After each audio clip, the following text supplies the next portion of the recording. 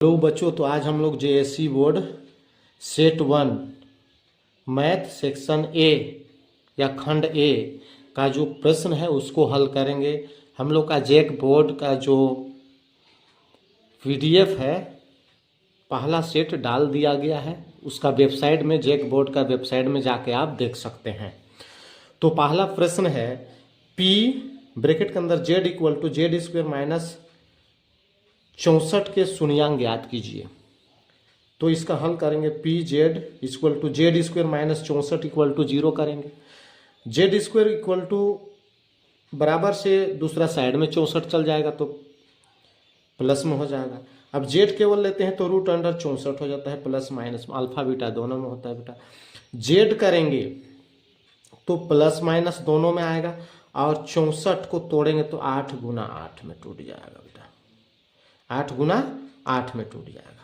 2 8 मिलकर 1 8 बनेगा और वह प्लस माइनस में बनेगा, अल्फा बीटा दोनों में बनेगा। तो option A is right, plus minus 8।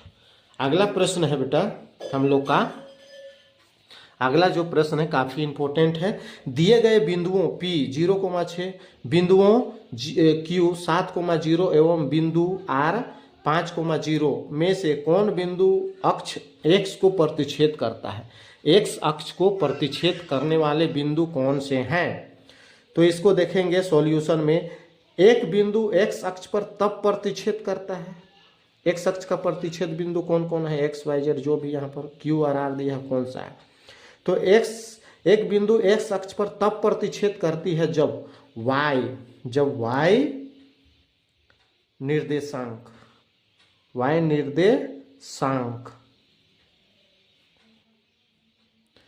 शून्य होता है। तो यहां देखेंगे Q का y अक्ष 0 है बेटा और R का भी y अक्ष 0 है, अर्थात Q और R दोनों बिंदु जो हैं सो क्या करेंगे?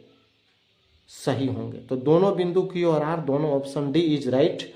अगला प्रश्न होगा हम लोग का, अगला प्रश्न 3 दो सम परिमेय संख्याओं के बीच कम से कम कितनी विषम परिमेय संख्या हो सकती है? कम से कम। तो लिखेंगे दो सम परिमेय संख्या, ए लिखेंगे 2/2 बेटा और बी लिखेंगे 4/2। हर दोनों का समान होना चाहिए और अंश सम संख्या होना चाहिए।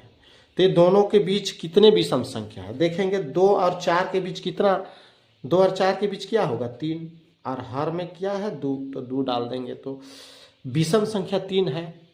2 और 4 के बीच विषम संख्या 3 आया, तो कितने विषम संख्या होंगे बेटा? 1। Option A is right, option number 1 right.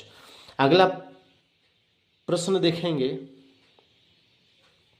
दो क्रमिक विषम संख्याओं का एचसीएफ निकालना है। दो क्रमिक विषम संख्या लेंगे तो पहला विषम संख्या क्या ले लेते हैं? विषम संख्या पहला ले लेते हैं। विषम संख्या हम लोग का है, मान लीजिए 3, माना 3 ले लिए, विषम संख्या 3 तथा क्रमिक बोला है इसलिए 3 तथा 5 ले लेते हैं।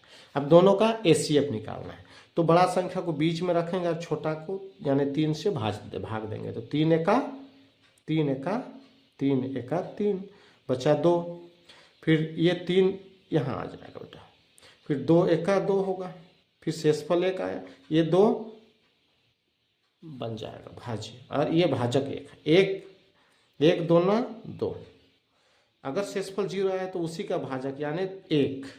दी गई संख्या यानी 3 और 5 दोनों का क्या होगा? एचसीएफ होगा। तो ऑप्शन एचसीएफ 3 और 5 का एचसीएफ क्या है? 1 होगा। तो ऑप्शन क्या होगा? ए नंबर, ए इज राइट। 4 का ए नंबर इज राइट। अगला प्रश्न है बेटा, अगला प्रश्न देखेंगे हम लोग का, दो चर वाई जेड में, 2 ठो चर दिया गया है वाई जेड में रैखिक समीकरण ay plus B Z plus C equal to 0 के अधिकतम हल संभव है। कितने अधिकतम हल हो सकते हैं? तो इसको हल करके देखते हैं कितने हल संभव है, उसको बताना है।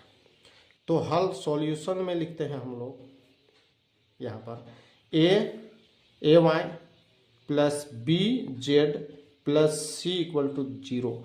यहाँ दो चर हैं, चर जो है y एवं क्या है z है, दो चर हैं y z है।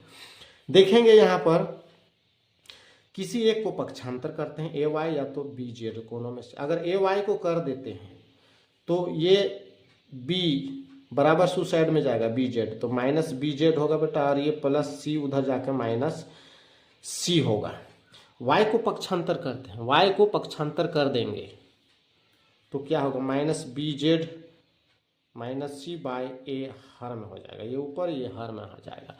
अब z मेरा चर राशि जो है, इसके जगह कोई भी मान लेके अगर हम हल करते हैं तो बहुत सारे हल होंगे, अर्थात अनेक हल होंगे या अनगिनत हल होंगे, अनगिनत हल होंगे। तो ऑप्शन सी मेरा राइट होगा, अनगिनत। अगला प्रश्न है 6 बेटा, संगत समीकरण युग्म द्वारा निरूपित रेखाएं कैसी होती है। देखते हैं हम लोग। संगत अगर रेखाएं एक दूसरे को काटे तो वैसी रेखाएं संगत रेखा कहलाती है। इस प्रकार का एक्स इस तरह से, तो ऐसा रेखा को कौन सा रेखा कहेंगे बेटा हम, प्रतिच्छेद रेखा। तो ऑप्शन 1 इज राइट। अगला प्रश्न है 7, x square minus 5x plus 6 का मूल हमको निकालना है। तो मूल निकालने के लिए x square minus 5x plus 6 का हल करते हैं। तो 6x पर स्क्वायर को तोड़ देंगे और कितना लाएंगे, घटाने या तो जोड़ने पर कितना होना चाहिए, 5। तो 2 तिया 6, 3 और 2 करेंगे तो 5 हो जाएगा। तो तोड़ने पर यहाँ पर एक्स स्क्वायर माइनस 3x, यहाँ कौन सा चिन्ह डालेंगे जो दोनों जुटेगा तो आ जाएगा मेरा 5। तो 2x माइनस माइनस प्लस 3 और 2 5x, गुना करने पर 6 आना चाहिए, 3 दूना 6, काम खत्म। Plus 6 equal to 0। आगे हल करेंगे, दोनों में से क्या कॉमन है, x मिल रहा है तो x कॉमन निकाल देंगे बेटा। तो यहाँ एक x बचा, यहाँ पर 3, माइनस यहाँ से क्या कॉमन, 2 निकलेगा, यहाँ पर x, माइनस माइनस प्लस, तो माइनस चिन्ह डालेंगे और यहाँ पर 2 तिया 6 लिखेंगे इक्वल टू 0। आगे इम्प्लाइज अंदर वाला x माइनस 3 दोनों मिला के है एक मानेंगे, और ये x माइनस 2 को एक मानेंगे, x माइनस 2 इक्वल टू 0। इसलिए x माइनस 3 इक्वल टू 0 और x बराबर प्लस 3। उसी तरह x minus 2 equal to 0, x बराबर प्लस 2। मूल, इसलिए मूल क्या होगा, 3,2। तो 3 और 2 बी और सी, तो ऑप्शन डी इज राइट। अगला प्रश्न बेटा, अगला प्रश्न जो है, 2 लगातार विषम धनात्मक पूर्णांक हमको ज्ञात करना है। 2 लगातार विषम धनात्मक पूर्णांक ज्ञात करना है जिसके वर्गों का योग 202 है। इंपॉर्टेंट प्रश्न है, वर्गों का योग यानी जोड़ 202 है। तो लिखेंगे माना पहला धनात्मक पूर्णांक, पहला धनात्मक पूर्णांक x है, तो फिर दूसरा क्या होगा, दूसरा धनात्मक पूर्णांक x प्लस 2 हो जाएगा बेटा। अभी दोनों का वर्ग करेंगे तो अकॉर्डिंग टू क्वेश्चन x का वर्ग करेंगे प्लस x प्लस 2 का वर्ग करेंगे, दोनों का वर्ग यानी जोड़ देंगे और कितना हो जाएगा 202। अब हल करेंगे एक्स स्क्वायर, ये a प्लस बी पर होल स्क्वायर में है, तो plus a square plus 2a, x और b को 2 मानेंगे प्लस b पर यानी 2 पर square equal to 202। Implies X square कितना 2x पर स्क्वायर बेटा, कहेगी प्लस प्लस प्लस प्लस 2 दूना 4 प्लस x, तो x प्लस 2 दूना यहाँ पर भी 4 इक्वल टू 202। आगे अब देखेंगे 2x पर स्क्वायर है प्लस 4x है, ये दोनों एक जैसा है। अगर ये इधर आ गया तो 202 इधर आके माइनस हो जाएगा, तो तो -202 में 4 घटा देंगे तो 202 में 4 घटाएंगे तो कितना हो जाएगा? 202 में 4 घटा देंगे तो कितना हो जाएगा? 198। 198 और बड़ा का चिन्ह यही होगा माइनस। यहाँ पर इधर चल जाएगा तो ये माइनस बन जाएगा इस रूप में, 4 प्लस रहेगा -202 हो जाएगा। इसको घटा देंगे तो 198 इक्वल टू 0। 2 से 2 एका 2, 2 दूना 4, 2 9 18, एक यहाँ बचा 2 9 18, तो होगा x² प्लस 2x माइनस 99। अब ABC करेंगे, 99x पर स्क्वायर को तोड़ेंगे और हम लोग को लाना है कितना? 2x। तो 3 1 3 9, 3 3 9, फिर 3 एका 3, 3 एका 3, 3 3 9 11। अब क्या है, 99x पर स्क्वायर को तोड़ने पर हमको इस तरह से आ गया। अब इसको जोड़ने पर 2x आना चाहिए या घटाने पर 2x। तो 11 में 3 3 9, 11 में 9 घटा देंगे तो कितना हो जाएगा? 2 आ जाएगा। तो ठीक यहाँ पर लिखेंगे x² प्लस 11x। यहाँ कौन सा चिन्ह डालें, प्लस या माइनस? तो माइनस डालेंगे तब ना, प्लस माइनस माइनस घट के 11 में 9 घटा देंगे तो 2 आ जाएगा। 9x minus 99। दोनों में से क्या कॉमन? x निकल रहा है, x निकाल देंगे, x प्लस 11 आ जाएगा। फिर माइनस यहाँ पर 9 निकालेंगे तो x खुद का है, फिर माइनस माइनस प्लस माइनस आ गया, तो 9 एका 9, 9 एका 9, इस तरह से आ गया। इस तरह से आगे देखेंगे हम लोग। एक अंदर वाला x प्लस 11 आता है, प्लस में दोनों मिला के, और एक x माइनस 9, x माइनस 9। इस तरह से देखेंगे x प्लस 11 जो है, x का मान प्लस है तो उधर जाके माइनस होगा, माइनस है तो उधर जाके प्लस होगा। तो x का मान -11 प्लस 9, तो -11 प्लस 9 कहाँ पर है? -11 प्लस 9, कौन सा ऑप्शन सही है? -11 प्लस 9, ऑप्शन नंबर कौन है? ऑप्शन नंबर यहाँ पर x का मान -11, y का मान 9 है, तो ऑप्शन नंबर बी यहाँ पर होना चाहिए -11 बेटा। Option number B is right. अगला प्रश्न है निम्नलिखित में कौन AP समांतर श्रेणी नहीं है? कौन सा AP जो है सो समांतर श्रेणी नहीं है? सॉरी, यहाँ पर बोला है क्वेश्चन, हाँ, 2 लगातार विषम धनात्मक पूर्णांक ज्ञात कीजिए जिसके वर्गों का योग 202 है। तो 202 है, ठीक है। तो इस तरह से यही आंसर सही है, ऑप्शन बी ही सही। अगला प्रश्न देखेंगे 9 नंबर। निम्नलिखित में कौन AP समांतर श्रेणी नहीं में है?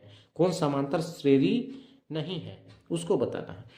तो A2 में A1 को घटा देंगे तो 4 में 2 आ गया, 6 में 4 2 आ गया, तो 2 2 आया, 8 में 6 तो ये भी 2, तो ये समांतर श्रेणी है। 9 में 1 8, 17 में 9 8, 25 में 17 8, ये भी समांतर श्रेणी है। इसमें करेंगे ये भी आ जाएगा मेरा कितना? -4, ये भी करेंगे -4, ये भी समांतर श्रेणी है। ये ABC तीनों समांतर श्रेणी है, तो बिना कुछ कहे D, option D is right. 4 में 1 3 हुआ, 9 में 4 5 हुआ, तो ये नहीं है। अगला प्रश्न देखेंगे बेटा हम लोग। अगला जो प्रश्न है हम लोग का 1 4 7 10 ... के 28वें पद का मान निकालना है। 28वें पद का मान क्या है? तो यहाँ पर सबसे पहले D निकालते हैं, शॉर्ट में आंसर लाते हैं। D A2 माइनस A1 अर्थात 4 में 1 घटा देंगे तो D कितना आ गया? 3। 28वें बोला है, यहाँ पर n का मान 28 दिया है, हमको निकालना है 28वां पद। तो 28वां निकालने के लिए क्या करते हैं? सूत्र A प्लस 27D। A का मान यहाँ 3 प्लस 27 लिखेंगे और D का मान 28 यहाँ पर है बेटा, सॉरी D का मान 3 है, D का मान 3 है। तो 3 सते 21, 3 दूना 6 और 2 8 प्लस 3 जोड़ देंगे। A का मान यहाँ पर कितना दिया? 1 बेटा। A का मान 3 नहीं 1 है, A का मान 1 है, तो यहाँ पर 1 लिखेंगे। 81 और एक 82 होगा। ऑप्शन कौन सा राइट होगा बेटा? Option 3 C number 82 right. अगला प्रश्न है, दो समरूप त्रिभुज के क्षेत्रफलों का अनुपात 16:81 है। दो ठो समरूप त्रिभुज दिया गया है, दोनों समरूप त्रिभुज है। अभी दोनों का क्षेत्रफल एक ठो का 16 है, एक ठो का 81 है, दोनों का अनुपात इतना है। तो दोनों का भुजा क्या होगा बेटा? भुजा, तो इसको क्षेत्रफल है तो रूट के अंदर डाल देते हैं 16, इसमें भी 81, ये भी रूट में रहेगा। इसको 16 को 2 बार करेंगे तो इस तरह से लिख सकते हैं 4 गुना 4। 81 को करेंगे तो 9 गुना 9।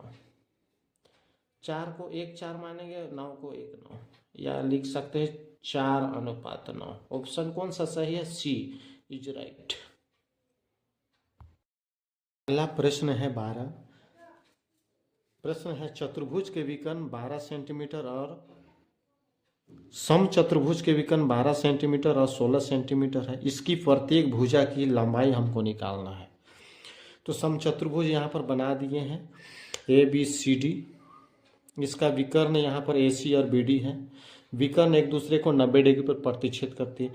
AC विकर्ण मान लीजिए 12 है, तो BD कितना है? 16। तो यहाँ से यहाँ तक की लंबाई, अगर ये पूरा AC 12 है टोटल, तो इसका आधा यहाँ से यहाँ तक कितना होगा? 6। BD अगर 16 है बेटा, तो यहाँ से यहाँ तक कितना होगा? 8।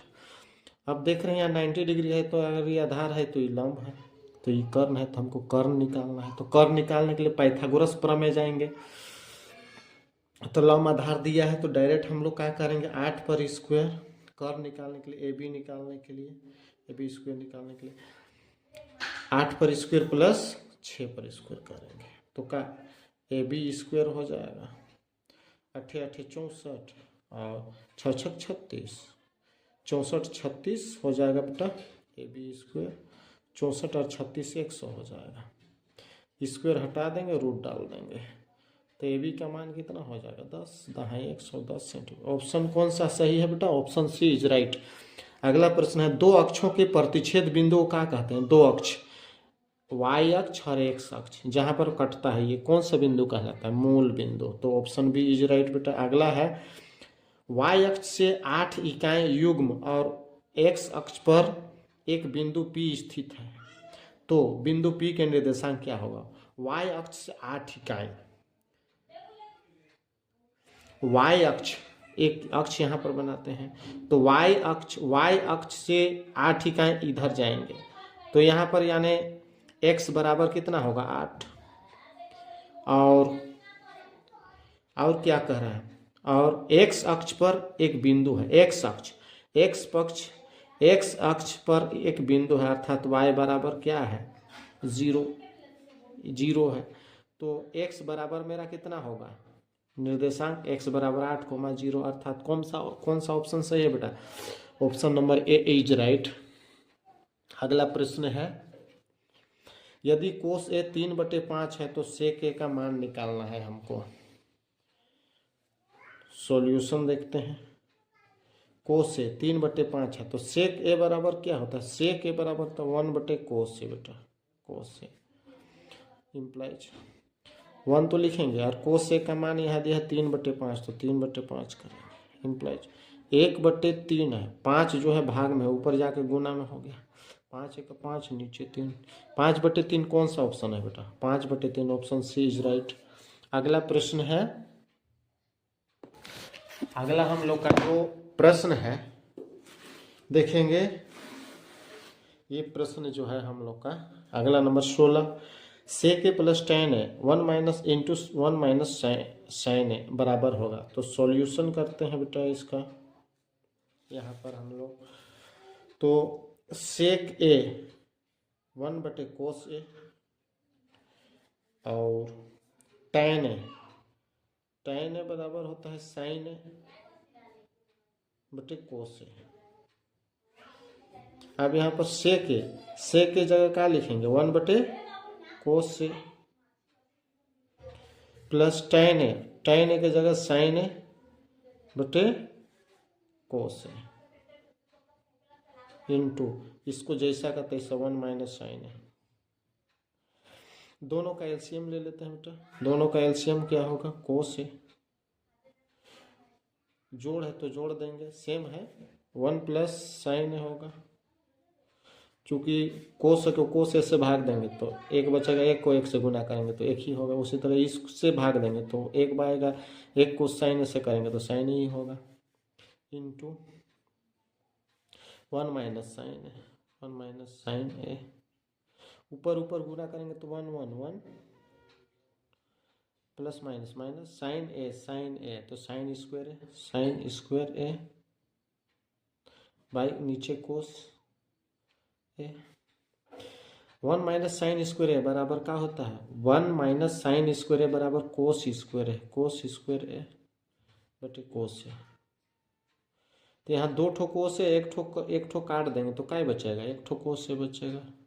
तो ऑप्शन कौन सा सही है बेटा, कोस से, ऑप्शन बी इज राइट। अगला प्रश्न है बेटा, बहुत ही अच्छा से समझ में आ रहा होगा, समझ में आया तो जरूर लाइक कीजिएगा, सब्सक्राइब कीजिएगा। 70 नंबर, कोट ए बराबर 1 तो ए का मान क्या होगा, कोट ए बराबर 1 तो ए का मान क्या है, तो लिखेंगे कोट ए इक्वल टू 1 है, कोट ए इक्वल टू 1 तो कोट ए इक्वल टू 1, यानी कोट कितना डिग्री बराबर 1 होता है, तो कोट 45 डिग्री बराबर 1 होता है, तो कोट कोट कट जाएगा, बचेगा ए के बराबर 45 डिग्री। तो ऑप्शन कौन सा सही है, ऑप्शन सी इज राइट। अगला प्रश्न, जब किसी सीधे खड़े खंभे की छाया और उसकी ऊंचाई बराबर हो, खंभा की ऊंचाई और छाया की ऊंचाई बराबर हो, मान लिया ए बी खंभा है, इसका छाया ए बी सी बन रहा है बेटा, अरे दोनों बराबर कर दिए, तो सूर्य के उल्टांश कोण का मान क्या होगा, यहाँ पर कितना एंगल बनेगा, तो एंगल थीटा मान लिए हैं यहाँ पर। अब ये दोनों दिया गया तो लिखेंगे यहाँ पर, अगर लंब भी दिया है और आधार भी दिया है, दोनों बराबर है, तो tan से बनता है,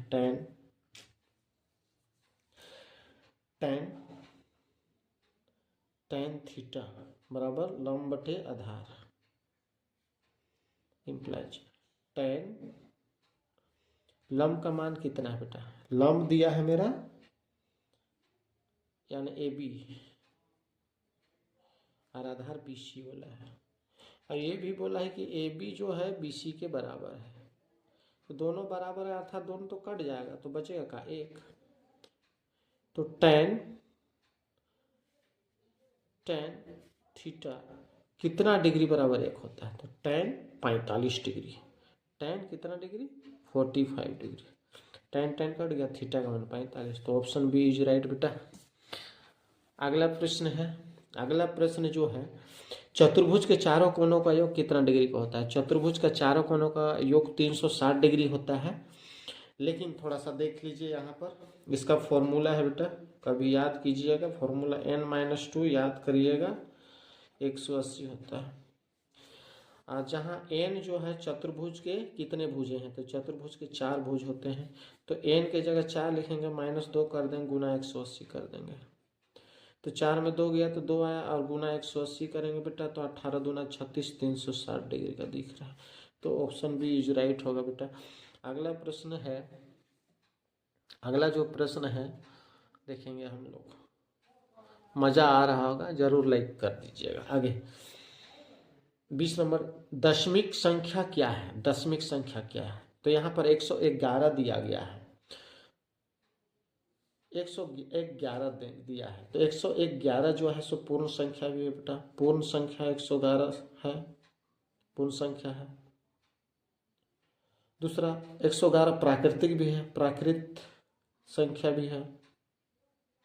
तीसरा परिमेय संख्या है, इसको पी बटे क्यू में लिख सकते हैं, परिमेय संख्या भी है, अर्थात तीनों बराबर है, तीनों ही है, ये पूर्ण संख्या भी है, प्राकृतिक और परिमेय है, इनमें से सभी, ऑप्शन डी इज राइट।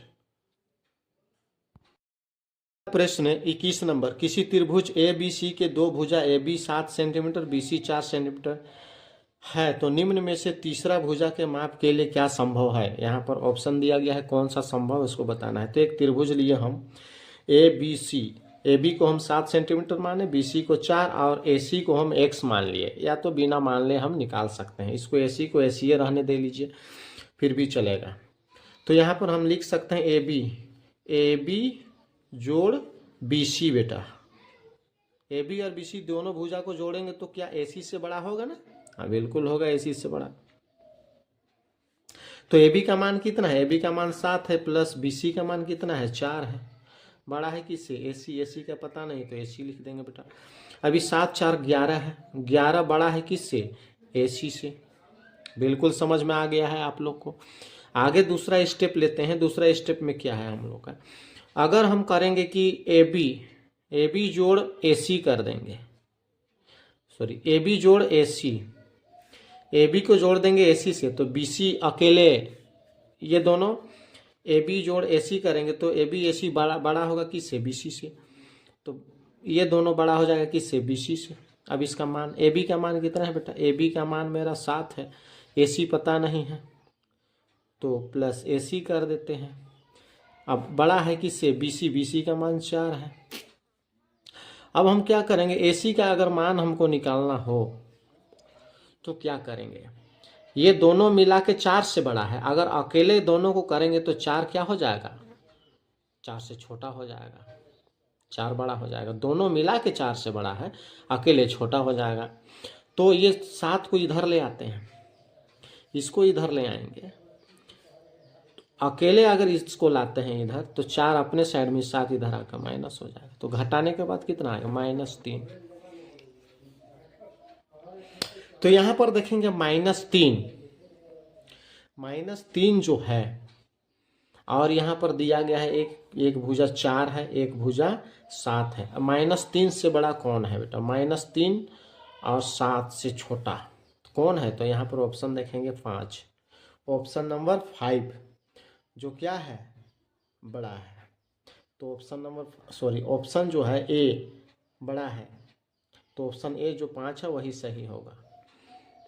अगला जो प्रश्न है 22 नंबर, एक पासे को उछालने पर एक सम संख्या आने की प्रायिकता हमको निकालना। पासा को उछालते हैं तो पासा में 1 2 3 4 5 6 अंक होता है। तो सम संख्या में क्या क्या होगा? सम संख्या में 2 है, 4 है और 6 है, तो टोटल 3 हुआ, और कुल पासा में 6 अंक होते हैं, इसलिए 6 संभव में हुआ, अनुकूल में 3 आ गया। तो 3 1 3, 3 2 6, 1/2, ऑप्शन बी इज राइट। अगला प्रश्न है बेटा हम लोग के लिए, निश्चित होने वाली घटना की प्रायिकता क्या होती है? जो घटना निश्चित होती है तो निश्चित घटना की प्रायिकता 1 होता है हमेशा, तो ऑप्शन डी इज राइट। अगला प्रश्न है, एक पासा को उछाला जाता है, एक पासा को उछाल देते हैं तो 3 के गुणांक संख्या आने की प्रायिकता। 3 के गुणांक संख्या कौन कौन से हैं? 3 के गुणांक संख्या मेरा 1 है, 2 है, 3 है और 6 है, तो टोटल कितने हैं? 4 हैं। अभी अनुकूल 4 आया और कुल मेरा कितना है बेटा? 6 है पासा में। 2 2 दूना 4, 2 तिया 6, कितना आया? 2/3, 2/3, 2/3 आंसर होना चाहिए, लेकिन यहाँ 2/3 दिया नहीं है। तो इसका नज़दीक 2 का नज़दीक में 1/3 होगा, वो राइट होगा।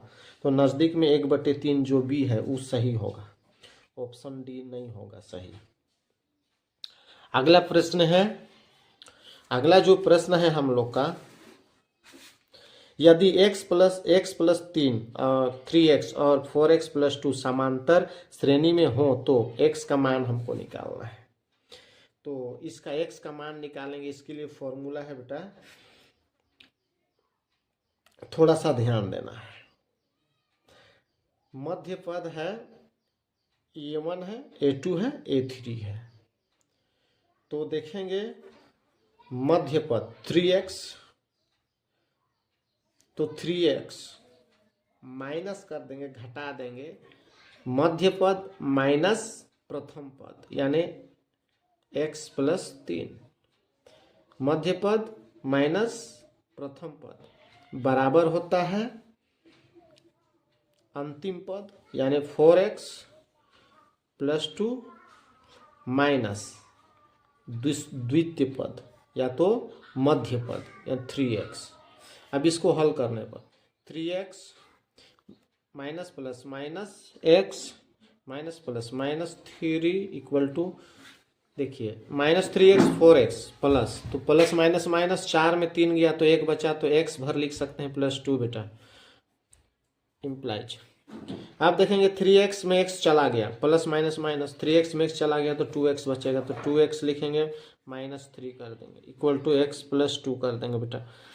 ये -3 उधर जाके प्लस हो जाएगा, 2x ये प्लस x इधर आके माइनस, एक जाते एक तरफ, -2 उधर जाके प्लस, सॉरी -3 उधर जाके +3, 2 इधर +3 घट के x, 3 2 5, ऑप्शन 5 आंसर आता है। तो ऑप्शन कौन सा सही है बेटा? Option B is right.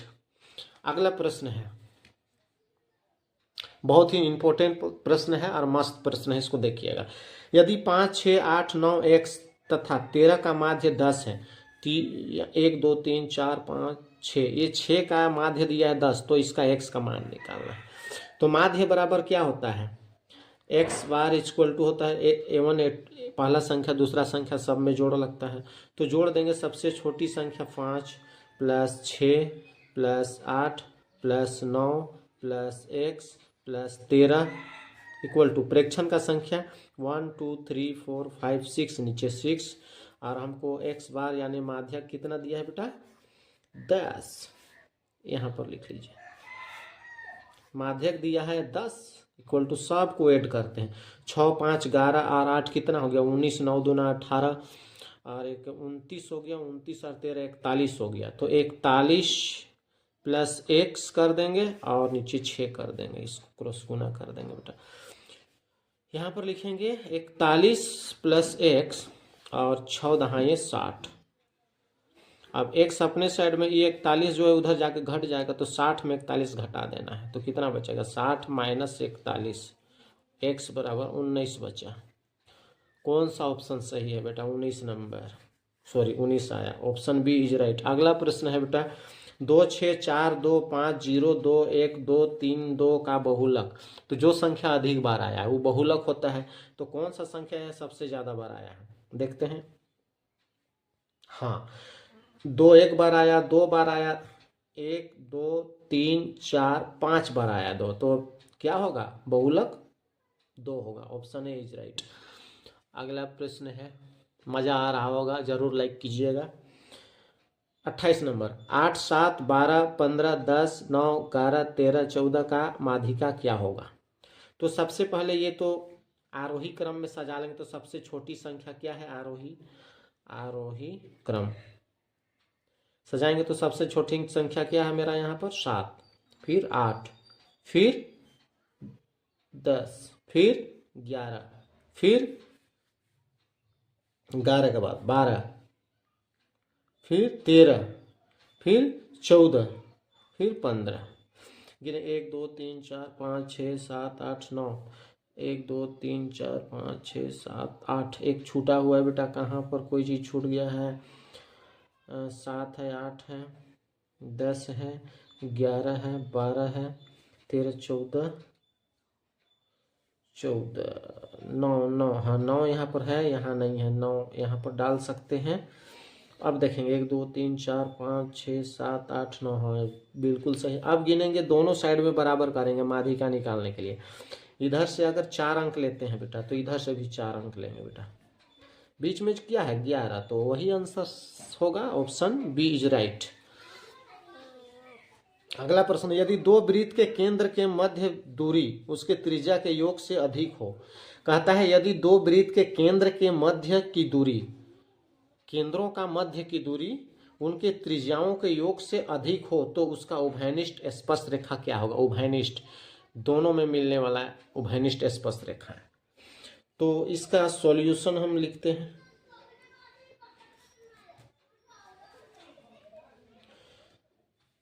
जब दो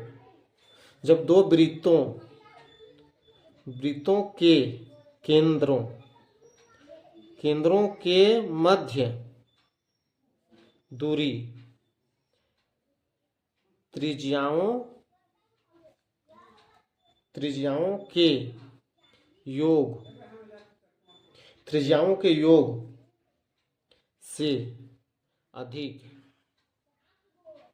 हो तो चार उभयनिष्ठ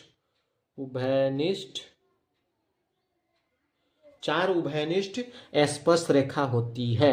तो चार, ऑप्शन कौन सा है? ऑप्शन 4 में डी, ऑप्शन डी राइट। अगला प्रश्न है बेटा, दो गोले के आयतन का अनुपात 64:27 है, तो उसके पृष्ठ का क्षेत्रफल का अनुपात निकालना है। दो ठो गोला है, दोनों का आयतन का अनुपात दिया है। आयतन √3 होगा, आयतन के लिए देते हैं 64, अंदर हो गया बेटा। अनुपात का साइन डालेंगे यहाँ, 27 को भी हाँ आगे हल करेंगे। 64 को किस रूप में तोड़ा जा सकता है?